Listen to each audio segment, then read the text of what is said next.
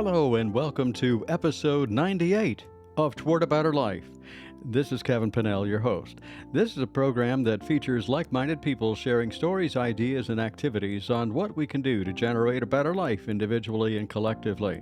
If you'd like to have your prose, music, poetry, or storytelling featured on the show, please send them to me, kevin@towardabetterlife.com. If it's an audio, please send it to me as an MP3 file.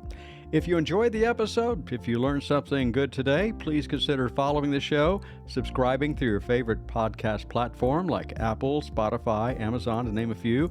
Be sure to leave a review. If you're on Apple Podcasts, that would be really, really great. It's a chance to tell me what you think about the show, and it helps others discover it too. Kim Rahir is a 60-year-old mother of three who was diagnosed with MS 10 years ago and decided to ignore her doctor's advice and muscle her way back to a happy life. Last year, she became European champion in Masters Weightlifting in her age and weight category. Kim's journey inspired her to leave her career in journalism in her 50s and become a health coach for middle-aged women, with a big focus on reactivating and rebuilding muscle. Today, she helps women tap into an abundant source of vitality. It works by reactivating and maintaining muscle and eating to nourish and flourish the body. It's midlife physical fitness with Kim Rahir on this episode of Toward a Better Life. We're chatting with Kim Rahir. And Kim, welcome to the program. So nice to have you with us today. Thanks for having me, Kevin. So I have a little information here on you that I'm looking at. And one of the things that just jumps right out at me is last year, as in 2023, you became European champion in Masters Weightlifting in your age bracket, and you're 60, and that's phenomenal in and of itself. But the really interesting thing is you went from a wheelchair to a weightlifting podium, and that is phenomenal. So why don't you tell us a little bit about Kim and a little bit about her journey? Yeah, absolutely. So I used to be a journalist, actually. That was my vocation. I was very happy doing that for a long time. I think I did it for about 20 years, married to a journalist. We had three kids. We moved around, changed country every 4 years, always dragging the kids along. It was an exciting, adventurous life. And at some point, we had just gotten to Berlin in Germany. I myself had a full-time journalist job again, because before I was always freelancing, following my husband around, looking after the kids at the same time. And in this situation, I had landed a full-time job too. And I thought, wow, I have made it. Because I was raised like in a very conservative way in Germany. When I was a teenager, the word career woman was an insult. Oh, really? And it was, oh, absolutely. And you had to sort of choose between being a mom or having a career. And I was always rebelling against that. And I thought, what the hell? Who's to tell me? And so while I was freelancing, it was still, it could still feel like a little bit, I was looking after my kids and then working a little bit on the side. You could still interpret it like this. But this moment, we were like really clear. I had a full-time job and three kids. And I thought I'd made it, but it didn't last. After about a year in that position, one day I was picking up my kids from school and I was seeing double. I knew something was really, really badly wrong. Went to the hospital. I was to spend 6 weeks there. And after 3 weeks in the hospital, my entire lower body was paralyzed. I could not wiggle a toe. They were pretty sure that it was autoimmune, but they couldn't really tell what it was because, they have this system where when you go cross-eyed, it's a so-and-so syndrome. And then when you have the paralysis, it's a so-and-so syndrome. I had both. I had other stuff too. I think I had like something in my throat that didn't function properly. It was all my immune system attacking my nervous system. Wow. And that time being paralyzed in the hospital, I mean, of course, it was one of the worst times in my life. You feel totally dehumanized. You Mm. have no power. Mm-hmm. You know, in a hospital in general, you don't have any power because you can't decide when you wake up, when you go to sleep, when there's a Yeah. light on in your room, Yeah. if someone is in your room, someone is talking in your room. You cannot decide anything. And I couldn't even walk to the toilets. I was like totally powerless. And because I had all symptoms all over the place, on top of this, I had like 5 or 6 medical students with their doctor standing Wow. around my bed once a week, looking at me like I was like some sort of, exhibit A. Yeah. I was getting very, very tired of that. Very, very frustrated, very sad, very scared. Can They understand. couldn't really tell me what was going on. They tried all sorts of stuff, steroids and immune globulins. I don't know how you say this in English exactly. That's close. Yeah. Yeah, something must have worked because over the next 3 weeks, then my legs were slowly, slowly coming back. I mean, very slowly, like I could move a foot a little bit. And I got home for Christmas in a wheelchair. Wow. And it took a while for me to be able to walk again and everything. But I was given a clean bill of health after like a year of extra treatment. And then 2 years later, I felt my left hand going numb. We had moved again. We lived in France, beautiful Mm. Paris. My left hand went numb. I knew something was wrong. And then they checked what was going on. And they said, this is different. This is MS because it's an attack of your immune system on the white matter in your nerves. Oh. And that was when I thought that was a really low blow. I mean, the first one was hard enough, and it changed me so much. This episode in hospital, I really got a different perspective on life. I have had other priorities, all this stuff that we get worked up about when we've never had any health problems, and we think Mm-hmm. all these things that are so important. And oh my God, the world's gonna come to an end if this happens or doesn't happen. I had learned from this. I had really changed. And then this one came, and I thought, nah, this can't be. And when I remember these times, uh, I always think of the word darkness. It felt very dark. It was winter too, and it Mm. was just dark. And the one thing that I could do, I mean, I didn't have much damage. It was just my left hand, which is numb to this day. But the one thing I could do was focus on just today because I was able to walk. I had this very new appreciation that I gained during my hospital stay of being able to walk. So I was grateful for that. And I was just going to focus on what I could do this on this very day. Mm. Spend time with my kids, make it the most, because looking to the future was too scary. With MS, you really don't know. Anything could happen to you. Can I ask a quick question? Yeah, of course. From the time that you started with the diagnosis of MS, how long was it? How long were you wheelchair bound, I guess is the question. Yeah, the wheelchair was just a few months after the first episode. When I got the MS diagnosis, it was just my hand, and I think that in a way that was my salvation because Mm. that diagnosis was like in 2013. Okay. They gave me treatment. They said it was going to be for life. I didn't want that, but I had to accept it.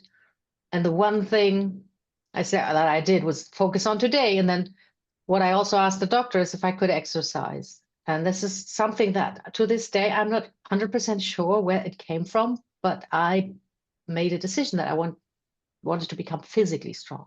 Mm-hmm. And the doctor was very non-committal and sort of ambiguous, saying something like, yeah, but be careful. But a nurse told me exercise was great, makes you fatigue resistant. And then I went to the gym and I started lifting heavy. I had this book that I found where one of the first guys actually who said women should lift heavy too. Hmm. And I worked through the book. They had workouts, they had, explained proper form and all these things. I think that this drive came from this powerlessness in hospital. And this feeling also that, your body is betraying you Mm-hmm. when you have an autoimmune thing. And it was this, I wanted to be able to trust my body again, and I wanted to be like physically strong to have at least power over my body, even though I didn't know what my future was going to bring.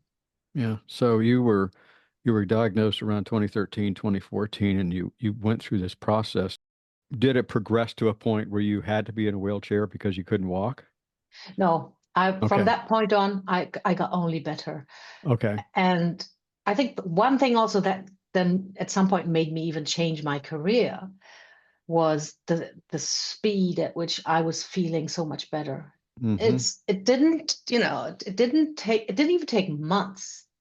Yeah, it's something that I tell women all the time when they feel so low and they think they're in such a bad place that they would have to, have such a long journey to feel better. It's a few weeks when you start strength training, Mm-hmm. and you don't have to go to the gym to lift weights, but when you start making your body stronger, your mental health, it goes through the roof. It Mm-hmm. takes really a very little time, and then you have this virtuous cycle where you feel good, you do more, you feel better, you do more. Mm-hmm. So it is a want to encourage people to definitely move this direction and don't feel that you can't do anything, but take the opportunity to determine what it is you can do and build on it. Is that what I'm hearing? Oh, absolutely. You sound like me because it's really um, that's the thing, and that's the thing also when you're not 20 anymore. Yeah. Uh, you have this idea of things that you should do or Yeah. that you should be able to do. And this is, it's not reality. That's just something that you have in your head. And then, some people, they don't even start. Some women think, Mm-hmm. I should be able to do this, but I'm never going to be able to do this. So I don't even start. Or others, they want to do something. They go ahead and try something. They download a workout from YouTube, or Mm-hmm. my pet peeve, they do a couch to 5K in 6 weeks and they get hurt. Sure they They do. get hurt Yeah. because you're not, you have to know exactly where you are at physically and basically at any age. But if you're like a midlifer, definitely, because that's where you want to start. And sometimes that may seem so small that it discourages you. You think, but I can only go for walks. And what was that going to change? It's going to change everything. Well, if it's a case a lot of times where you start with where you are and build on that. You don't start at where you think you should be because if you're going to do that, it's just like you just said, Kim, you're going to injure yourself. You're going to hurt Yes, yourself. And absolutely. and it's just not a good situation to move along at your own pace. I've told students that a lot in Tai Chi and Qigong and things of that nature that just because I can turn myself into a pretzel doesn't mean that you can. Not yet, Yeah, anyway. And keep in mind too that I've been doing this for a while and you're just starting out. So don't be frustrated and don't feel that you're unable to do anything. yeah, Don't feel that you're handicapped because you can't do this. Give yourself a break, give yourself some love, give yourself some compassion and absolutely. take it from where you are, not where you should be. Yeah, But that's beautiful. It's crucial.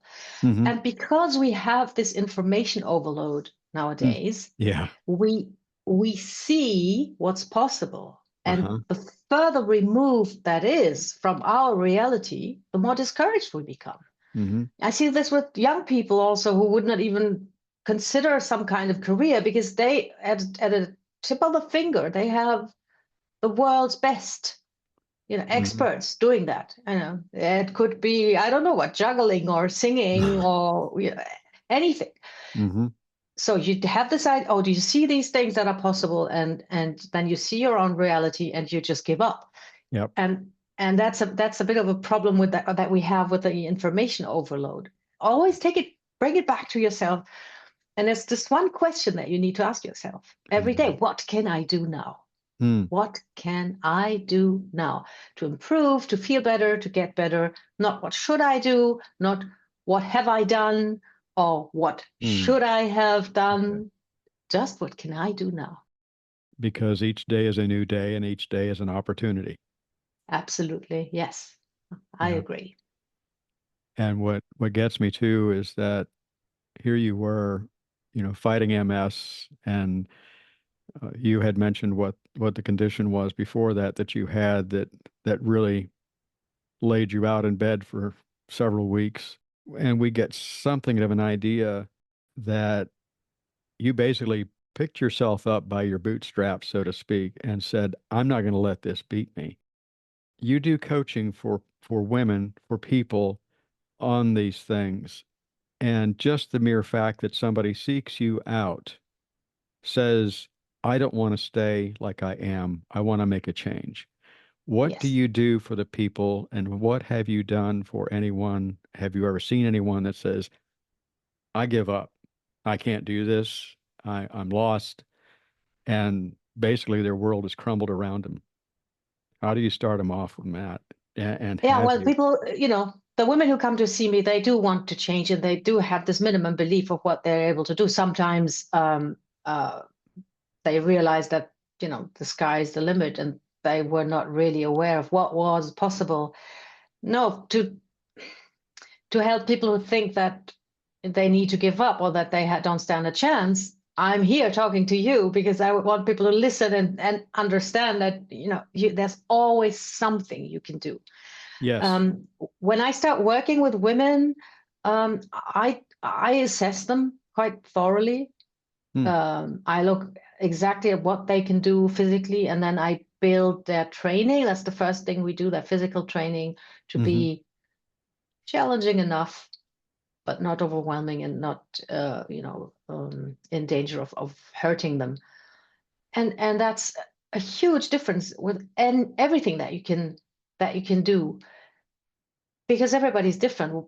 Some people have dodgy knees, other people have frozen shoulders, or we all have high mileage joints. And this is exactly what you said before. Start where you are, Yeah. and when you do that, you can really progress in amazing ways. Yeah. And when we look at it from a standpoint of midlife, uh, younger women have much more, I'm going to say, opportunity, more flexibility, more muscle mass, and so forth than when you get into midlife.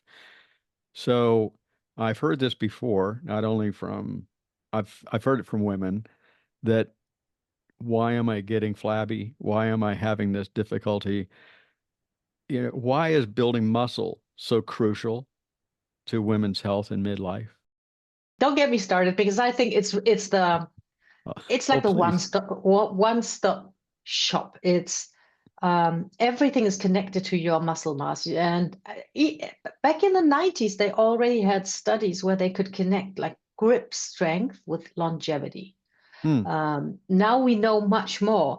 Um, a good amount of muscle mass will improve your metabolic health, your cardiovascular health, your joint health, um, and, well, as I said before, your mental health. Right. So um, just look at it this way. If we were made to move as Yep. humans, our bodies are optimized to be physically challenged every day. What does that mean when I say optimized? It's not that, okay, we spend our day sitting, then we go for a walk and we go for a training session, and then we get a little bit better, and then we look Hmm. after our health. And no, if we do not move as much as we can on a daily basis, if we do not challenge ourselves physically, we will get worse. Hmm. There is no status quo. That's It's right. like it's like a bank account, and you're withdrawing every day that you're not moving. And for women, there's a bit of a story that happens to many. Is we are not raised with strength as an ideal. That's a big problem culturally. We are brought up to be, I don't know, tiny, cute, elegant, pretty. When we have nice parents, they want us to be educated. But I was never told, Kim, if you want to stay healthy, you need muscle. You know, you need to be strong. Um, and it's something that's associated with sort of male virtues. So there's a lot of resistance, inner resistance, or to this idea, like, is that not unfeminine and stuff? Which, I mean, we carry toddlers and groceries around, like they weigh nothing. Nobody's ever going to say that's not feminine. And So the usual path is this: you don't do any strength training, because you weren't, you're not taught to do this. You think it's for men or it's for gym rats. You don't want to go to the gym. You don't do anything. So your muscles waste away, and they start wasting away from something like 35 years of age. Mm-hmm.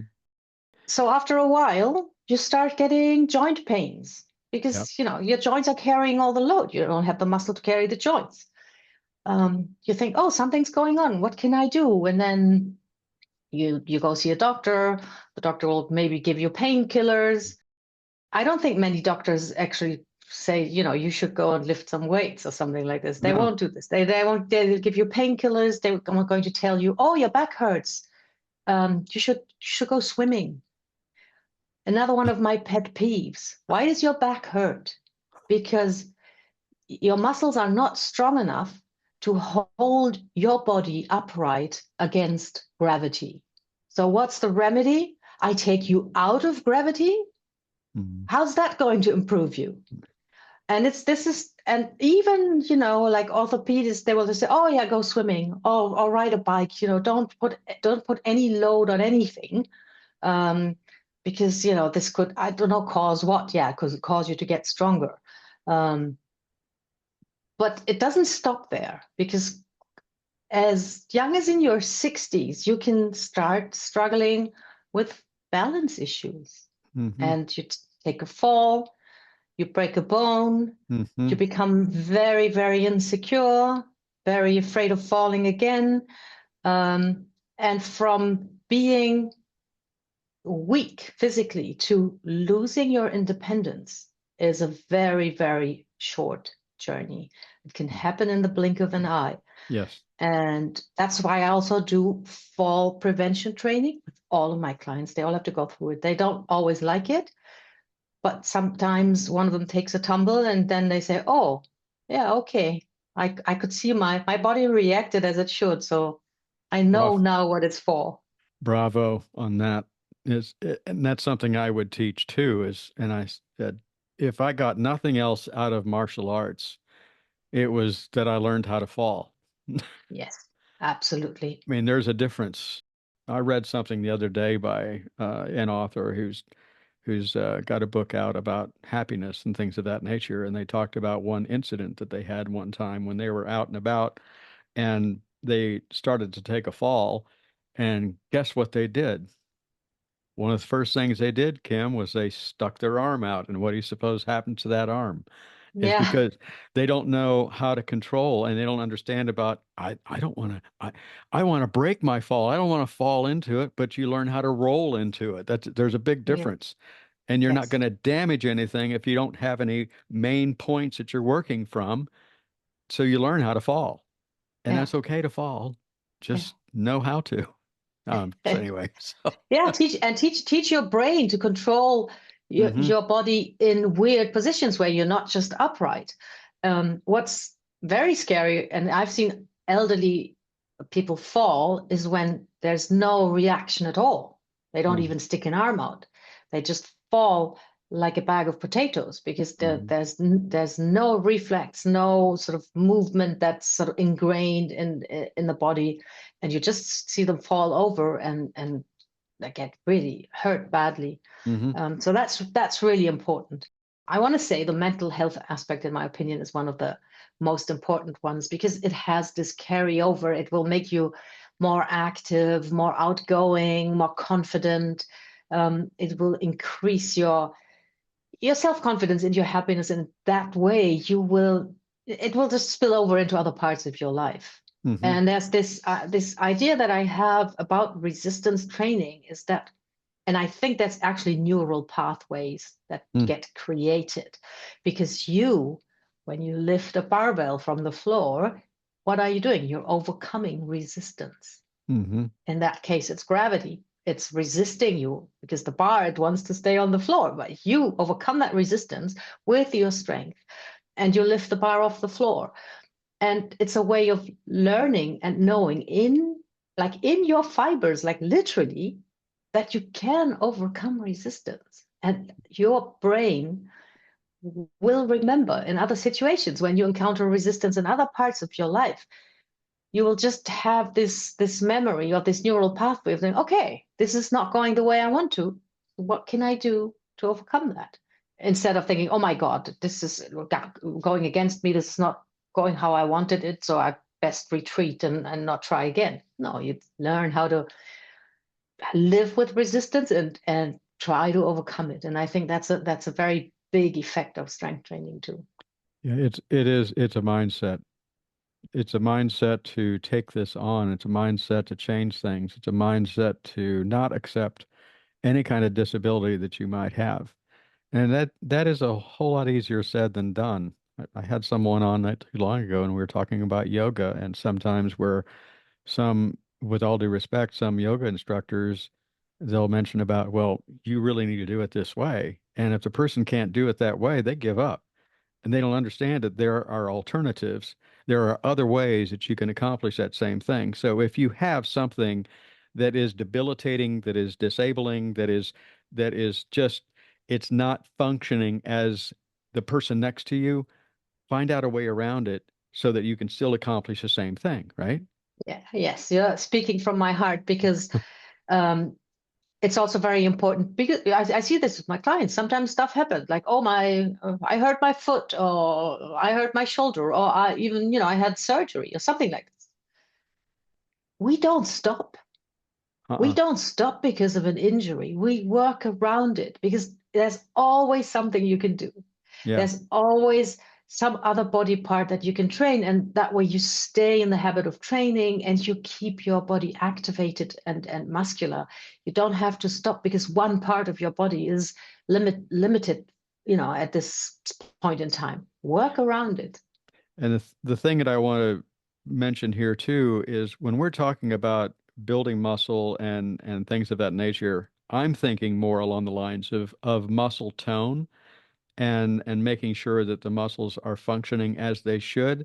We're not talking about being Mr. or Mrs. America or Mr. and Mrs. World or whoever, and they're all buff and happy, and there's nothing wrong with that if that's what you want to do. But we're talking about just maintaining and building the muscle mass so that you are a healthier person. I tell people this all the time when they're injured. I'm from the school of thought that says, if you're injured, yes, be mindful of that injury, but what can you do? Yes.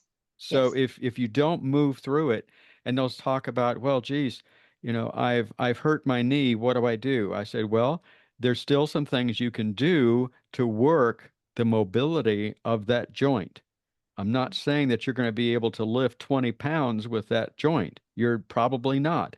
But there are some different strengthening exercises that you can do to help that muscle and that joint rebuild themselves, right? Absolutely. And there's a big thing about building up the muscles so they support your joints, even a hurt joint. You can work around that. And I want to go back to what you said about like bodybuilders and muscle bulking, bulking up and building muscle mass. And I know that many people still think this is what we're talking about when we're saying building Mm-mm. muscle, but Nope. we're just such a long way from our muscles wasting away because we're sitting all day. Um, and then somebody who is deliberately, intentionally, with hours and hours of exercise, building up singular, isolated muscles to achieve a certain look. The guys I bought the book from when I started training, they have a whole series of books, and it's called The New Rules of Lifting. Mm, Why? Because they introduced the concept of we were not training muscles. Yes, we want to build muscle, but we do that by training movements, not right, muscle. right. And all my workouts are always built around functional movements, about stuff that usually we used to do every day, like pushing and pulling and carrying and picking stuff up from the floor and taking stuff down from above the head. All these things, those are functional movements.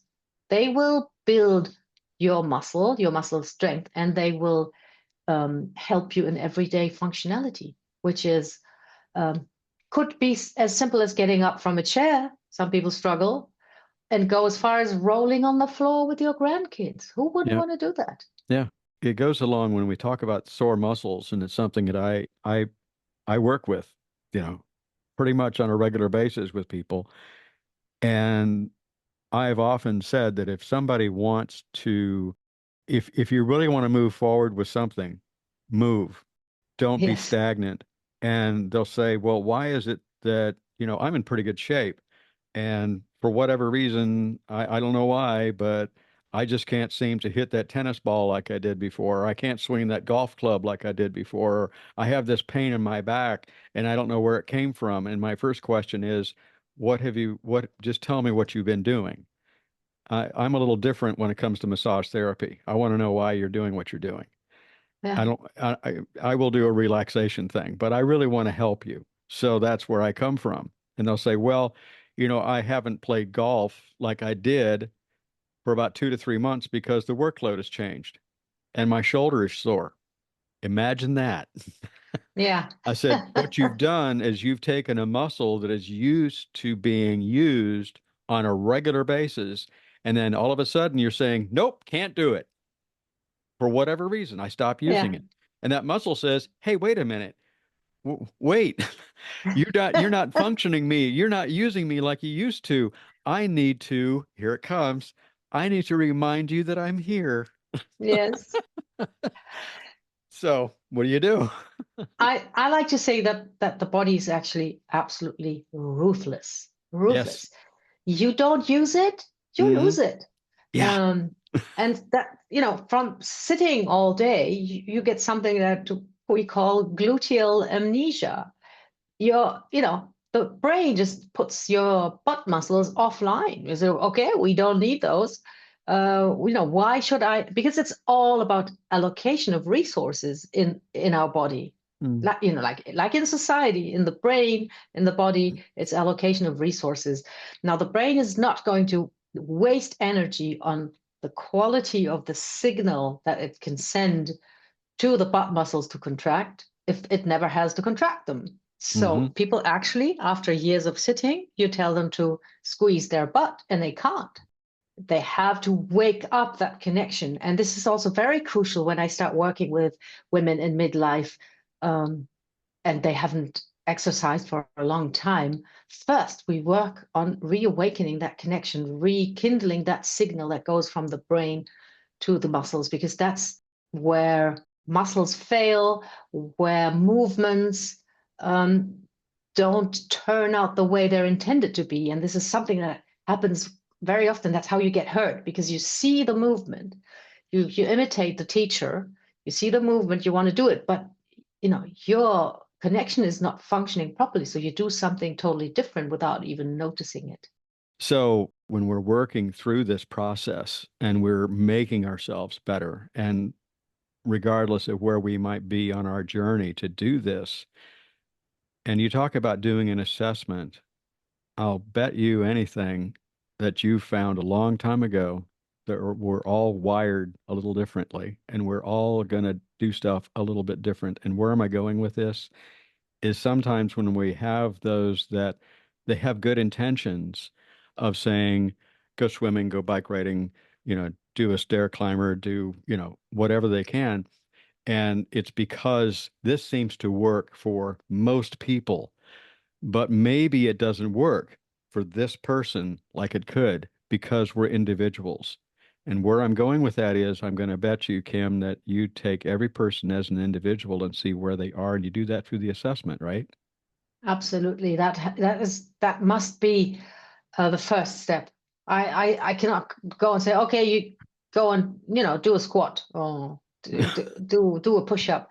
I need to see exactly how they're moving, and everybody has their body history, and for the weirdest reasons, somebody can come to you and have a really weak upper body and super strong legs. And you cannot just go with a middle of the road workout for everyone. If you want to be like really effective, that's the thing. When you're 20, you go through you go through a workout, your body will somehow benefit here and there. But when you're in your 40s or beyond, you don't have that much flexibility, you don't have that much time. You want to do the most really effective thing that you can do for your situation. I know that early on in our conversation, you mentioned about the people that come to you that are in midlife or they're in later life, and you have the person that approaches you saying, I really do want to do this, but what can I really do? How far can I really go? And the easy answer to that is you go as far as you want to go. You know what I think, and this is quite recent actually. This insight that I had. We love this idea, and we talked about mindset. We love this idea of mind over matter. We think, Mm, oh, if we have this, we just need this epiphany. We just need this change to come over us, to come upon us. Somehow we wake up one morning and we are this person who says, I am going to do this. I can do this. And I'm now convinced that it's the other way around. mm, It's matter over mind. How so? yeah. You you do the things that you can do, the small things, and you keep doing them. And that way you create the mindset. Mm, So in my case, when I work with my clients, it's very simple. It's just by scaling the exercise to exactly their skill and experience level. So they absolutely can do it. And then they start doing it. Like they're doing wall push-ups, for mm, example. That's the okay. easiest version of the push-ups. They're doing wall push-ups. And then they become the person who does push-ups. Hmm. Well, I'm not saying that these epiphanies don't exist. And I know some people really wake up one morning and say, I'm going to change my life, and they Hmm. do. Right. But the safest, most predictable way of becoming a different person is by doing, Hmm. because our mind is so fickle. Our mind is a time traveler. It will always go back to what happened. It will always go, oh, why did this happen? It will go, who's to blame? This is a Mm, big one. You yeah. know, I'm I'm overweight and I can't move and I feel weak and I'm unhappy because I've looked after my family for 20 years.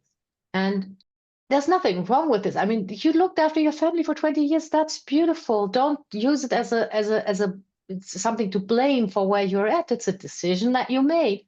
Right. And now, you take charge and you do something else. You And you you make another decision.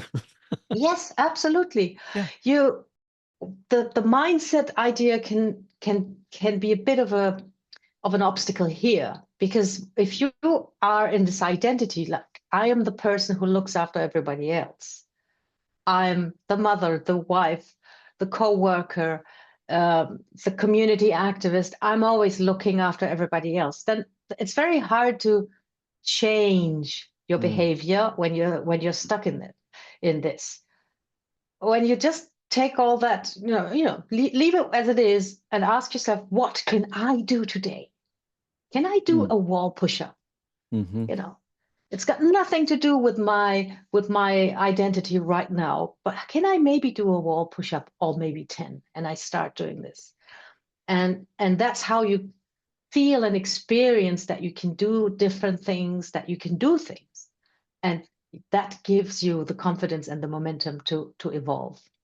If there's one central truth that I've seen over several different podcasts that I've had with people, that is that in our society, everything has to be done right now, and we want to have it all finished right now.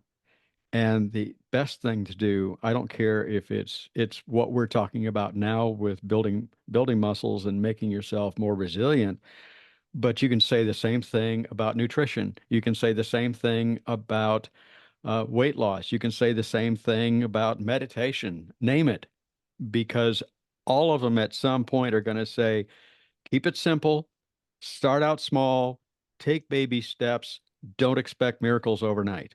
And if we just stay consistent with our intention and keep doing it, and I love it, what am I going to do today? Not what should I do? What have I done before? No, what can I do today, right now? Yes, When I get done yes, with this podcast, what can I do? yes. Because when was the last time that I did a full routine of Tai Chi? Shame on me. I still do a little bit here and there, but I can't tell you the last time I did a full routine. But I stay mindful of doing other things to keep the body moving because I've learned it doesn't work well. You know why I have sometimes a pain in my lower back is because I haven't been working that lower back. And there are some movements that I know how to do to take care of it. And I love her to death. Vicky said to me the other day, she says, "Okay, so you got a pain in your low back. What would you tell you if you were on your table?" Bam. Yes. Yeah, that hit home, I'm sure. Uh-huh. Um, Change is hard. Change is hard, and when you've done things for a certain way for a long time, there are two sources of resistance. And one is the world around you.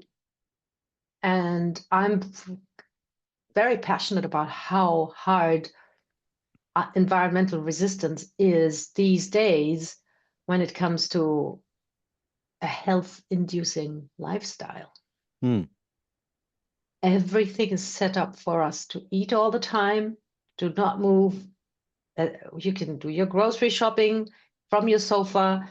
You can work your job from your sofa. You can get your entertainment from your. If you don't get up, nobody's going to ask you to get up. Nobody's going to invite you to get up. Um, and this is one of my slogans. I say we have to fight for our right to move. So we have that resistance. That's resistance number one. The second source of resistance is in ourselves because we Hmm. have this age-old brain. Our brain is from times when food was hard to come by and we had to work physically all day to eat. And even before, our brain is so old and we still have, and this is something it's one of the crucial things that I do with my clients also. The fact that we want to eat all the time somehow, or we see something and we want to eat it, doesn't mean that we're bad people or that we have no self-discipline or that we have no self-control. No, we are hardwired that way because that helped humanity survive. We Mm-hmm. needed to eat whenever something was available. And that instinct keeps living in us. We have to acknowledge that it's there. We have to release it from all kinds of judgment. That's just what it is. And we have to learn to live with it and to manage it, Mm. so it doesn't take over all the time because food is pushed on us from everywhere, 24/7. It is. It is. And and then we have this hungry brain that says, "Oh, great. Oh, yes." And always at the back of the mind, if you watch yourself closely, you will discover that hidden message that's there. Oh, it's free or it's abundant. Then this might not come up again. Tomorrow it may be gone. This will not. That food might not be there tomorrow, even though we know that the world is full of food. So we have to learn how to deal with that hungry brain, and let go of thinking that this is something to do with your character. Yeah. Yeah. And it's a case you've said it. It's how you respond to that inkling that comes into your head that, oh, I really want that. Do you really? I remember that one of the things that the Whole 30 talked about, and I don't know if you're familiar with that or not, but the Whole 30 was basically a 30-day challenge of nutrition. And I'm not going to call it a diet, but it's just something you do. And in there, it says that during this 30-day time period, one thing that you don't want to do is you don't want to look at a scale. You don't want to get on a scale because it's a mindset thing that when you actually go through the process of eating properly, your body's metabolism will shift and you'll see that I don't need that stuff as much as I thought I did because those needs were actually wants. And just for the heck of it, recently I did something and it was just life and I hadn't had the opportunity to weigh myself. Typically, I weigh myself, 2 or 3 times a week just to see how things are. And it just hangs right in that same level. And there were a couple of things that I said, I think I'm going to shift something.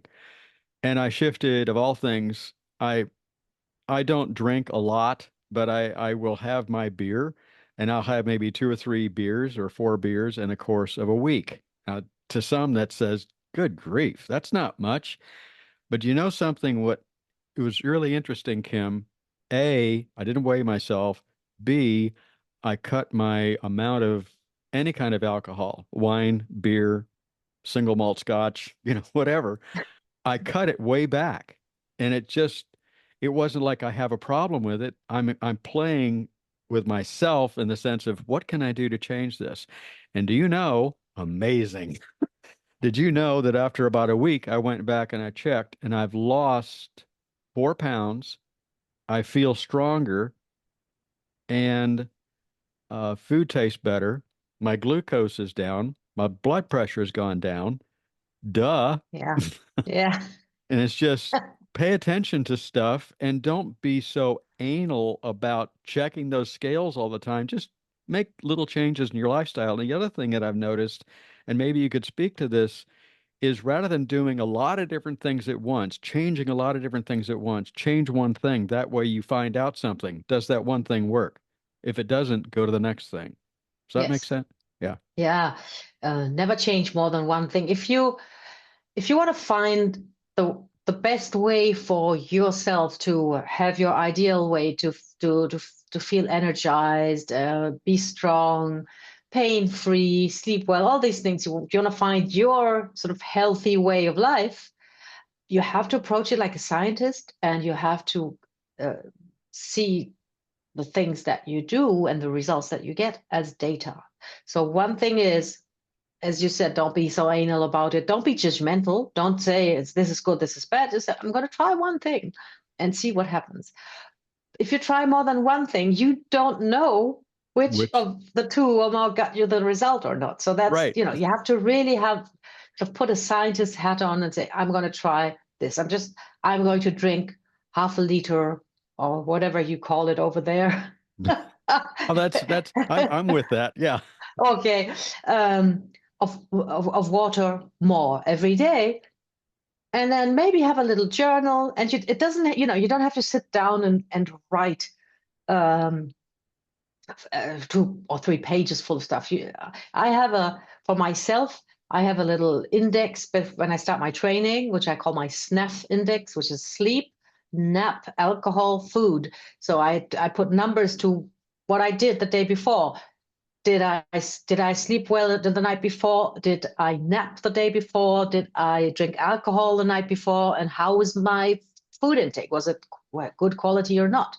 And over time, it's just 4 letters and 4 numbers. It's done in 30 seconds, but over time you can see patterns. You can see, okay, when I had alcohol, I don't feel quite as energized, or when I haven't slept well, yeah, so big surprise, I don't lift as well. And but it can be surprising sometimes also. You can have had a bad night's sleep, so you drag yourself to the gym. You need to mobilize a lot of energy to get going, and then that energy gives you the momentum, and you have an amazing workout because you have to push yourself more at the beginning. But those are all things that you can observe when you take the time to observe them. Yeah. All kinds of information we've gotten, haven't we? Bottom line is go to her website, and I believe it's just Kim, and it's Rahir, but it's spelled Rahir. Isn't it KimRahir.com? Is that what I remember? That's it. Okay. Absolutely. And that's probably the best way to get in touch with you. Yes? It is. And you can take a free assessment that I have on there if you want to actually find out about where you are at right now, and Hmm. uh, how your strength sort of plays into your everyday life. So it's not an assessment where I say, can you do 5 push-ups? Because that's, what's the point? What does it help you in everyday life if you can do 5 push-ups? It's an assessment where um, you asked how you actually cope with the day-to-day stuff. How do you tie your shoes? Can you put the luggage into the overhead locker? Things like this.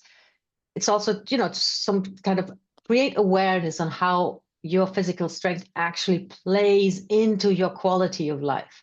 Hmm. And then depending on your result, I will give you some pointers, what you could do next, where you could start, what would be an easy way for you to get going, to get stronger and fitter.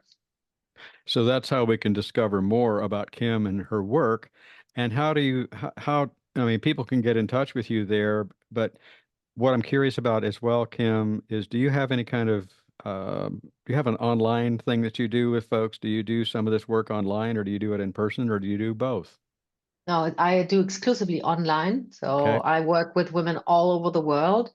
Um, And maybe if you just want to find out a little bit more, if you want to stalk me a little bit, you can go on Facebook or Instagram with my name. You'll find me, Kim Rahir, and I share a lot of useful info there. Some of my weightlifting adventures. You can see how it looks when a 60-year-old woman does Olympic weightlifting. See, there was a limiting comment I was going to make. I try to make it fun and interesting and useful, helpful for women, my age, who are like really looking to get stronger and basically to improve their quality of life. Good. Excellent. So, what does Kim do to create a better life for Kim? I work on knowing exactly what I need. Hmm. And that is not as obvious as it may seem. And I think this kind of clarity is what so many women are lacking, because there's what we want, there's what we think we should, there's what we are used to, and finding out what you really need in your core, which aligned with your values, with your health, with your body, your thoughts, your personality. That's lifelong learning too. It is. Any other thoughts that you want to say? Any other gems that you want to share with folks before we go? I just want everybody to always come back to this one question that we said before. What can I do now? Forget yesterday. Forget who's to blame. Forget why it happened. Don't ask yourself, where is this going to end? Or just, what can I do today? And that's the most empowering and useful thing, actually, that you can do. Ask yourself that question and then do something, no matter what. Have a glass of water, take a walk around the block, something small, but do something. Good. This has been delightful. I appreciate your time, Kim. And maybe go out for a nice walk today and enjoy the life that you have so much. Thank you. Thank you for having me. Well, thank you, Kim, for sharing the hows of midlife physical fitness. You may connect with Kim Rahir through her website, kimrahir.com. That's KIMRAHIR.com. There's a link in the show notes, by the way, if you'd like to contact her that way. If you're seeking insights and advice on how to create a better life for yourself, I'm here to guide you every step of the way. Let's embark on your journey together. Please visit my website, towardabetterlife.com, for some details. The website, well, it shows some blog entries, ways to enhance your spiritual journey, a few products here and there to assist you on that journey, including the opportunity to buy a book of mine, Two Feathers Spiritual Seed Planter, that really helps you find your true path. Send your inquiry to me, Kevin, at towardabetterlife.com for any details. Join me next time on Toward a Better Life as we celebrate, ta-da, the winter solstice with a very special episode with some music, an interview with Dana O'Driscoll, the Grand Archdruid of the Ancient Order of Druids in America. Oh, it's going to be a great time. Do join in. If you enjoyed this episode or learned something today, please follow and subscribe to Toward a Better Life through your favorite podcast platform like Apple Podcasts, Spotify, or Amazon, or whichever you choose, and be sure to leave a review on Apple Podcast. It helps the podcast a lot, and it allows us to reach more and more people, which would mean the world to me. If you've got questions, or if you'd like to share your story, music, prose, and if it's an audio file, please send it to me in an MP3. Or if you want to just be my guest, that's pretty cool too. Please write me, Kevin at towardabetterlife.com. That's Kevin, towardabetterlife.com. Until next time and the winter solstice, enjoy your journey toward a better life.